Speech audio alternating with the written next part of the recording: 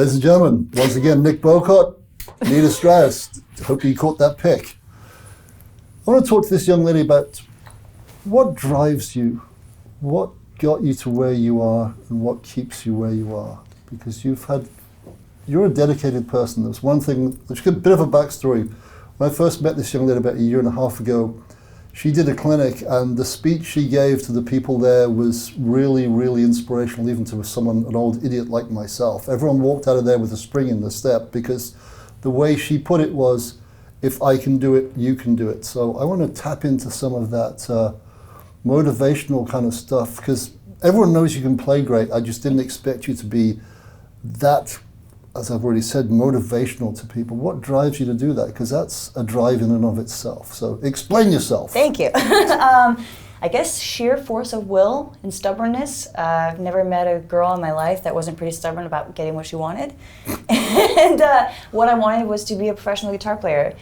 And people ask me a lot, you know, being on the cover of magazines and playing with Alice Cooper and touring the world, did you ever imagine when you were a young guitar player that this would happen?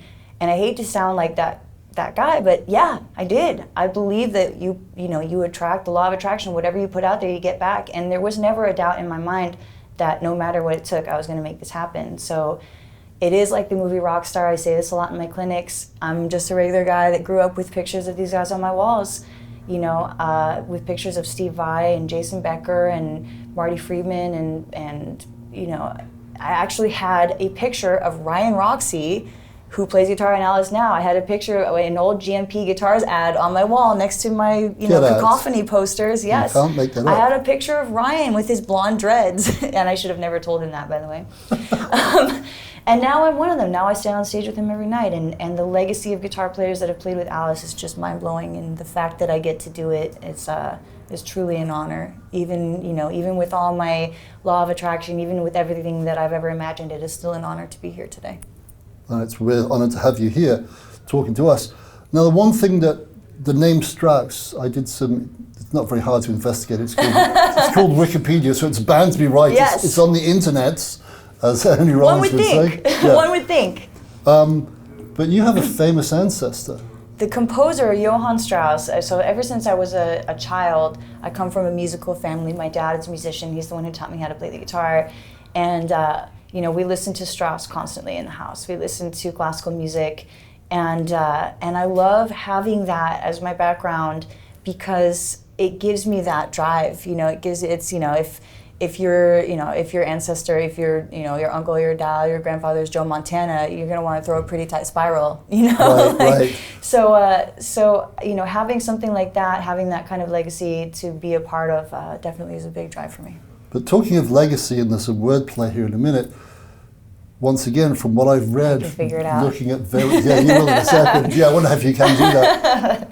Even with all this wonderful heritage, having like a legendary ancestor, and he literally is a legend within that, classical composition field, it took you watching the Karate Kid of all people doing a frigging guitar bout with Steve Vai in Crossroads to go, that's what I want to do. Is that correct? Yeah, it was Crossroads. That was the movie. So it's the Karate Kid's fault. Forget her famous ancestor. No, it's Vai's fault.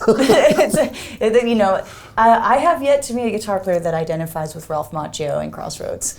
A little bit insofar as that you're a guitar player and every guitar player goes to hell on their journey. Right. I think we've all been there. But I think most guitar players that I know identify with Jack Butler in the movie. And I know when I saw. I did not know when I heard the words, Jack Butler's gonna like you, and that laugh, I had no idea that my life was gonna change so drastically 5 seconds later. And the smoke clears, and there's Vai, and with his red guitar, it looks so cool. And and I always say, and I have Steve actually knows that I said this, which is so embarrassing. But I still aspire at this day, that I was 13 then, I'm 31 now, I still aspire to be as cool as Steve Vai was in Crossroads. His playing, was so effortless and so much joy, and it just looked like so much fun to do what he was doing. So at the time, I had a guitar. I had a $99 Strat Pack, the Squire Strat Pack that you can get at any music chain. That comes with a little amp and a handful of picks and capo and songbook and chord book and row your boat and whatnot. The accoutrement that come with all those the useful cheap guitar. songs. Yeah, oh yeah, play, so useful. And but I didn't really practice. I didn't really play. It took seeing Vi in that movie to say, if I didn't know you could make those sounds with the guitar, if I had known you could do that with the guitar, I would have already been practicing a long time ago. And you can remember that moment. I remember that moment. I could tell you more about that moment than I can tell you about this morning. I remember the feel of the carpet on my elbows, laying on my elbows, watching it. I remember the feeling of the carpet on my elbows as I sat up in astonishment, seeing Vi on the screen. And I could probably still sing that whole solo that he does, that whole improvised bit at the beginning with the girl dancing around and stuff. I have watched it so many times. I have it on my iPad, even now on the bus. It's and that scene, I had, again, when I started watching that movie, I had no idea what a pivotal moment that would be in my life. So it's literally Steve's fault then? It is Steve's fault. Thank you very much. Yeah, thank you, Steve. We won't be having this interview if it wasn't for you doing that. So. Yes, I'm very grateful. Now, having a goal is one thing. Actually putting the effort in to get there is a completely different matter. Otherwise, everyone would be rich and famous and I'd be screaming yada yada. Yeah. So I go back, so what kept you on that path? Because having a $99 Strat Pack and watching someone do things that still most human beings can't or never will be able to do, what made you go, I'm going to do that come what may? That was it. That was the thing. When I watched that movie, I was really super into gymnastics. My mom is a ballet teacher, my dad's a musician, so I was in ballet from the time I could walk. And the next day after watching that, I was an alternate on the junior Olympic team. That's how serious I was about doing gymnastics at that time. And the next day, I walked into the gym where I had been going since I was a child. Let's say that practice started at 5 o'clock. I walked in probably 5:10, 5:15. My coach looked at me and went like this. And I said, I know, yeah, I know. And I got my stuff out of my locker and I left. And I never went back. And all I did from that moment forward was play the guitar. I never even thought about doing anything else. I loved it. I was that kid that was practicing every hour of the day. You could not take the guitar out of my hands. And, at the dinner table, under the covers with the lights out, after bedtime, I was always playing, taking the guitar to school, practicing, at lunch. Someone came to a show the other day and they said, I know someone that went to high school with you, and I told her that you were playing in this band, and she was so shocked. She said, really, her?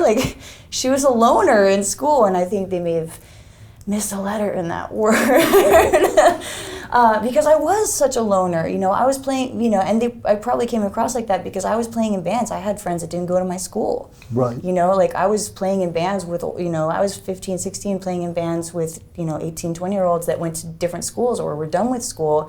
So I probably did look like a total loser in school, but it was because I was practicing. I was getting just one step closer at that time to being where I want to be. And one of my favorite quotes is from Seneca. And the quote is that luck is what happens when preparation meets opportunity. And I think as long as you're the best prepared that you can be for anything that comes your way, there's very little way that you can fail. That's, I heard that's and I stole that from you actually because you posted it on your Instagram, which is something I want to talk to you about in a minute because you're very social on social media. You don't just throw stuff out there, you actually return stuff, you reply to people, which I'm sure shocks people. I do as much as I can. Yeah, given the fact there's only 24 hours a day. I heard a quote the other day that you'll probably relate to, and someone said, I think it was Emmett Smith said it. He said, all men are created equal, it's just that some work harder in the preseason. Absolutely. And that was your preseason. Oh, definitely. Which led to this moment. It reminds me of another quote. I don't want to keep playing quote, batting the quote ball back and forth. But it's one last one was I went to Conor McGregor's gym in Ireland when we played in Dublin. I saw that on your post again. And I'm going to butcher this quote, but the quote from Conor they have up on the wall there is no such thing as talent. There is only hard work. I'm not talented. I'm obsessed. You can be anyone if you put in the time. Those two go the other way around. I'm not. You can be anyone. Anyone can be anyone if they put in the time. I'm not talented. I'm obsessed. And I agree with that so wholeheartedly. when I started playing guitar, I remember crying because I couldn't play an open G chord. I remember thinking, this is not for me. Like, this is not the instrument for me. I can't, this chord here. I didn't even get the second finger, the ring finger in there until like a year later. I just remember thinking, this is impossible. How do people do it? Persistence. I didn't start out being any good at this instrument that we all love so much. Everybody starts out at exactly the same level, and that's something I love about music. Is no one can do your push-up for you, no one can practice for you, no one can run those hours of scales for you. No one starts out any better than anyone else. It's just obsession. Healthy obsession, though. Healthy obsession, mostly. Mostly, yeah. So talking about your obsession now then, so how often do you practice nowadays? I don't practice as much now as I'd like to. Playing 5-6 shows a week and working, I'm working all the time on recording my solo record while we're out here on the road. I've got my mobile Pro Tools rig with me, so most of my time is just spent working, playing the guitar, which I have absolutely no complaints about. But my actual just sit down and woodshed regime has suffered a little bit, which I don't like. But you're being creative, so that's part of the process, I guess. I think really the main thing is actually playing the guitar, no matter what it is that you're doing, whether you're woodshedding, whether you're learning new stuff, whether you're playing covers, whether you're playing, the important thing is keeping the instrument in your hands, I think. And talking of keeping the instrument in your hand and keeping these things, we've only got 8 fingers and 2 thumbs. Yeah. If we're lucky. If you're lucky. Look at Tony Iommi. Yeah, exactly. Has like or Django. 7.5 fingers. Yeah. We talked earlier about the importance of warming up and stretching. Can you Yes. show us some of your regime? Most definitely. This is something that I'm super passionate about because as a younger guitar player, I'm going to say younger guitar player, I developed a pretty serious repetitive stress injury in my hands from not stretching and not warming up carefully when I practice. And I learned this little stretch routine, which I show at all my clinics, and I'll show you guys here today as well. First thing you do is you put your hand straight out in front of you and turn it back and forth, like so. You're going to use your front hand. Good job, Nick, because you're left-handed. That's perfect.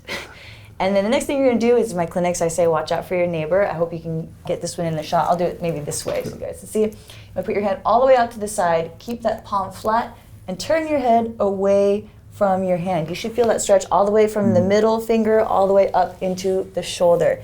And turn your head away like so. You turn your head to the side like that. Kind of move your wrist around. If you spend a few minutes doing this before you play the guitar, it will help your dexterity and it'll help save these key parts of playing your instrument very, very, very, very, very much. Yeah, it's funny. I teach, and that's a big thing. Is the better you get, the more inclined you are to just pick up the guitar and rip as fast as you can. Oh yeah. And I keep telling kids, when you watch an Olympic sprinter, they don't just go and do a 10-minute, 100 yards in 10 seconds. They'll warm up for 20 minutes. Treat your hands with the same respect. You have to, and this is not warming up. Like, guys, this is not warming up. And if you're going to do a show, I strongly, strongly recommend you stretch your whole body. Like, I do full body stretching for about 5-10 minutes before every show. Stretch your hamstrings, stretch your quads, stretch your low back, everything that you can. Stretch your neck, please. It's so important because, you should be moving around a lot on stage. And if you're not and don't need to stretch, up your game, man. But I think it's so important to really just get your whole body prepared to give the best show that you can. Talking of your drive, at what point did you start to see that pay off? I started playing shows, as we said in the playing portion of this day. I do everything on stage. I work everything out on stage. So I was in my first band a few weeks after I started playing, and I was playing my first show a couple months after that. It wasn't any good. I've seen videos long, long ago, which I think hopefully are destroyed by now. I haven't seen them in years, doing the silliest moves, But I was still running around, even at 13, 14, still running around, trying out different stuff on stage. I did my first national tour at 15 and never looked back. We were 4 starving, hungry girls on Vans Warped Tour, driving ourselves through the night, no crew, no guitar techs, no drum techs, playing sometimes at, high noon in Phoenix in 116 degrees. Sometimes after, 8 p.m. at night in Colorado, it's freezing cold. You never know what you're going to get on a summer tour like that. We were driving ourselves, driving overnight every single day, sleeping on cans of energy drink in the back of our truck. We had a truck, right? 2 people could sit up front in the cab, and then we'd have 2 people in the back under a camper bed, which you're not supposed to do. There's no ventilation back there, so again, hot in the summer, it's hot in the day, cold in the night, freezing cold in the night, blisteringly hot during the day. No money, no, surviving on these cans of energy drink, so we were shaking and hungry, less hungry with all the caffeine, but very shaky. And I wouldn't have traded that experience for anything. I wouldn't have traded it for the world, because it made me realize how much I love this instrument. Now, touring in a nightliner, sleeping in a comfortable bunk, having my own hotel room to shower in every day, all of that came because I was willing to do that first. Right. And I never ever forget that. You said something earlier that was off camera. I'd like you to repeat it. You said doing something by yourself in your bedroom is of no value, or something to that, words to that effect. Could you reiterate that better than I just did? Because that sounded vaguely bad. I wouldn't say of no value, but I think, it's important. I think it's most important to do what you do and be able to do it in front of people. So, all this tricky stuff I do on stage, all, the playing all like this, all the show-offy stuff, you have to hone those skills in front of people, because if you sit there and make YouTube videos and do that stuff, I think that's an amazing way to reach out to a lot of people. It's 2018, social media and YouTube is an amazing tool, and I would never take anything away from that. But unless you're able to do it on stage in front of people, it takes a lot away from your ability to grow as a professional musician. So I don't even know how to really do a YouTube video. I've made a couple, but they're all like this when people come and put a camera in front of me and I do it, So I think really the real beauty and the real joy is being able to do it in front of an audience and feel the audience reaction back to you. I never practice like this at home because it's no fun. No one's cheering for me. If you can't do it, it's much, much, much better to just work it out on stage in front of people. When you make a mistake on stage, nobody notices unless you make it obvious, I found. If you're doing this stuff and you mess up and you hit the strings and you meet it by accident and you go, oh, shoot, then everybody knows you made a mistake. But as long as you play it off, as long as you have fun, keep a smile on your face, that's what it's all about. Playing is 90%, or 10% what you play, 90% how you recover, I always say. Because something is going to happen. You can't prepare for that just practicing in your bedroom or in your studio. You're going to step on stage and someone's going to step on your tuner and you're not going to know what happened, and your guitar's going to be on mute, and then someone's going to step on the cable and the cable comes unplugged and the wireless pack dies and everything is going to happen. And that's the kind of thing that you can only prepare for by doing it on stage a lot of times. You fall down, you get back up. You fall down, you get back up. You fall down a little bit less, then a little bit less, and then you get to my level where I've played thousands of shows and I still fall down. So just keep falling down. Just keep falling down and keep getting back up. Yeah. So have you found that now you've achieved what you've achieved, which is quite remarkable? Thank you. And I don't mind saying that. Like, you're the first female artist to have a signature guitar with Ibanez. Yes. You've just had the front cover Guitar Player. Amazing. You've got a guitar column in Guitar World now. Mm-hmm. And you also, talking about the legacy wraparound, you did a wonderful instrumental called Pandemonium, and it was put out on Steve Vai's Favored Nations. How does that feel to come full circle? Because he's also an Ibanez signature person. Now you're on his label, and he loves that. I know he loves the song because he told me at the She-Rock Awards, which is what that was the She-Rocks Volume 1. Do you ever stand there and just pinch yourself really hard? I'm mentally pinching myself as you say all this stuff because it is so surreal. But yeah, Steve is actually the reason I did Pandemonium, because I was so focused on my band. I was focused on launching We Start Wars, my original band, right. And I always want to do a solo record. All my heroes are instrumental guitar players, but I sort of had that I'm not ready feeling. I was like, well, I don't feel like I'm the guitar player that I want to be when I put this out. So that's just called fear, and fear has no place in what we do here. And the first time I met Vi was at Generation Axe. I only met him for the first time a year and a half ago or so. I had never met him. I had even been to his house before and he wasn't there. Not in a stalker way. Someone invited me, but he wasn't there. Another stalker invited. Another stalker invited, yeah, exactly. But Steve said to me the first time I met him, he said, I'm putting together this compilation of female guitar players. Would you be willing to contribute a song to it? Do you have something you can contribute? I said, oh yeah, no, absolutely, I definitely have something. And then Josh and I were walking the car, he goes, so do you have something? And I said, no. Not a clue. I have nothing. I don't even have an idea. But I went home, and in the next few days, I formulated what would become Pandemonium, and I had so much fun doing it. I loved doing instrumental music, so that's definitely going to be my next focus from here on out. Yeah, because as much as I love your Alice Cooper stuff, and that's quite an accolade in and of itself, yes. That's one of the most iconic gigs on this planet. When I looked at Wikipedia when I first joined the band and I saw so many of my heroes, I didn't even know were in this band. Red Beach and Vinnie Moore, I didn't even know they played with Alice. And then all the way down at the bottom of this list of incredible guitar players, there's Ori, and then there was me. And I was like, what planet is this that my name is on that list? The Feed My Frankenstein solo is, not many people know this, was played by Steve Vai and Joe Satriani. So I actually get to play a Steve Vai solo on stage with Alice every night. Every single night. And I play it as note for note as I can to how he did it, because that's what other opportunity am I going to get to do that? I love it. I'm so grateful. So thankful for this chance and this opportunity. So to close, I'm going to ask you this. What advice would you give to a younger or, say, an older person who would love to follow in your footsteps, or at least some of them? What would be a few pieces of advice you could give them with regards keeping going? I would say definitely there are going to be a lot of doors slammed in your face, so don't be afraid to kick doors down. Don't be discouraged by rejection. Don't be discouraged by any technique or any playing, and just be the best that you can be. Especially if I'm speaking to any female guitar players out there, older or younger, it does not matter. Don't be discouraged by being treated any differently. Don't be discouraged. And this goes for anybody. This goes for female guitar players that are from a small town that maybe think they don't have opportunity because the opportunity is not there in whatever town they live in. There's not bands, not ways to get noticed. It's 2018. Where there's a will, there's a way. You can always find a way. And again, if I can do it, anybody can do it. Literally, there is no talent. There is obsession. I was obsessed with doing this, and that's why I'm here with my signature guitar talking to you guys today. So just keep at it. If I can do it, you can do it. Conor Strauss, thank you very much. Thank you.